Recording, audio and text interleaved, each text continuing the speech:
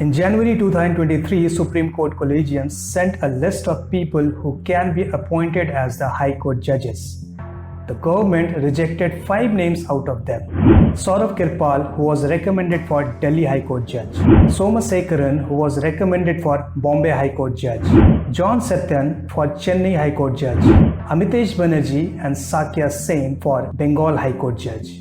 After rejection, Supreme Court Collegium sent the list of the name one more time to the government, keeping all those 5 names intact in it.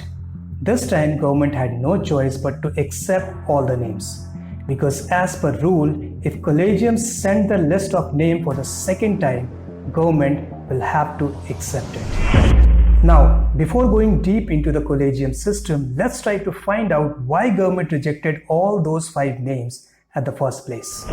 Saurabh Kirpal is a gay and also a gay activist. His gay partner Nicholas is a Swiss citizen and also an employee of Swiss Federal Department of Foreign Affairs. He is posted in New Delhi. He is also a human rights activist.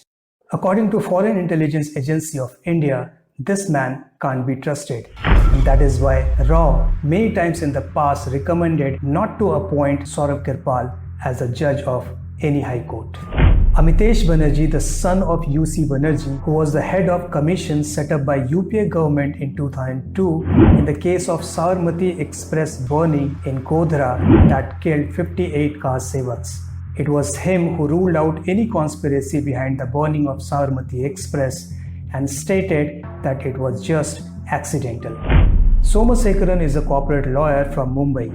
Government objected that he always expresses his views on pending cases. He is biased and selectively critical against the current government on social media. His Twitter handle was suspended on the recommendation of IB. John Satyan is another politically biased anti-Modi propaganda-driven critic who ran a campaign "Shame on You India" on suicide of a NEET aspirant, portraying it as a killing by political betrayal. Clearly, government was right at multiple levels in rejecting those names. The least Supreme Court Collegium could have done is to select those names who were neutral and having no political inclination. It is also quite strange that a democratically elected government cannot play any role in selection of High Court or Supreme Court judges except giving formal advices. But a group of 5 judges called Collegium can select almost any person as a High Court judge of their choice if he or she is an Indian citizen and have a degree of law from 10 years. So, what is this Collegium system and on what basis it was created? First thing first, there is no mention of Collegium system in any part of Indian Constitution. According to the Article 124 of Indian Constitution, all the judges of Supreme Court should be appointed by President after consultation with senior judges of Supreme Court. According to the Article 217 of Indian Constitution, all the judges of High Court should be appointed by President after consultation with Chief Justice of India and Governor of the state. So whether it is High Court or Supreme Court, in both the cases, according to the Indian Constitution, President should have the final decision in appointing the judges. But this got changed in 1993 when a bench of 9 judges decided to change the interpretation of consultation from Article 124 and Article 217 of Indian Constitution. The interpretation of consultation was done as concurrence. That means now President will not concern but will have to seek for concurrence with Chief Justice of India and other 2 senior-most judges of Supreme Court, forming a collegium. In 1998, this collegium was extended to include 4 senior-most judges of Supreme Court apart from Chief Justice of India. So currently, Supreme Court Collegium has got 5 members. Chief Justice of India D.Y. Chandrachud, Justice Sanjay Kishan Kaul, Justice K.M. Joseph, Justice Mukesh Shah and Justice Ajay Rastogi.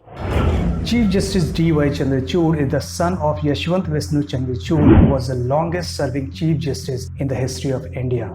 Justice K.M. Joseph is the son of K.K. Mathew, who was the Supreme Court Judge and also Chairman of 10th Law Commission.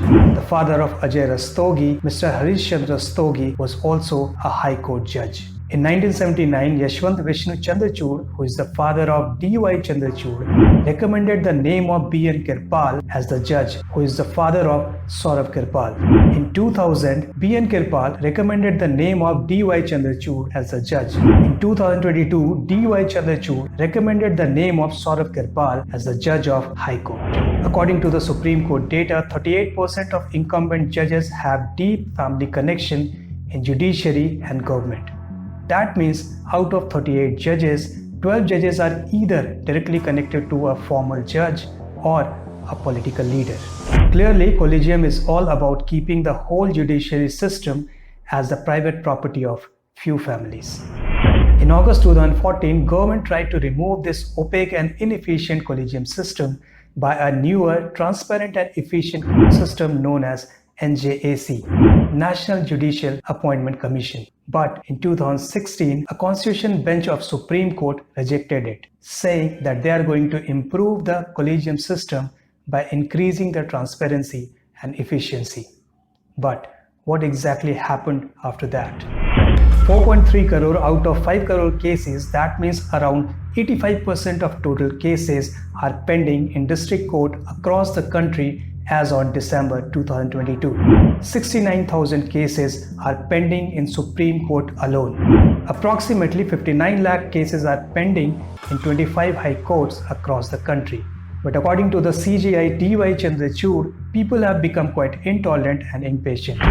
The Chief Justice of India can be seen giving lectures on every possible topic except how to increase the efficiency of judiciary to clear all the pending cases faster. Recently, Supreme Court ruled that the appointment of Chief Election Commissioner and Election Commissioners will be done by the President on the advice of a committee comprising of Prime Minister of India, Leader of the Opposition Party in Lok Sabha and Chief Justice of India. Why CJI think that a leader chosen by people of India can't be fair? Why CJI is changing the rule and pushing himself and the opposition leader in the selection procedure of Election Commissioner, especially when the collegium doesn't allow anyone else to interfere in the selection of judges so that they can get a judge of their choice. Or this is where the problem lies, that they are not getting a leader of their choice and they will not consider it fair until unless they will not get a PM of their choice.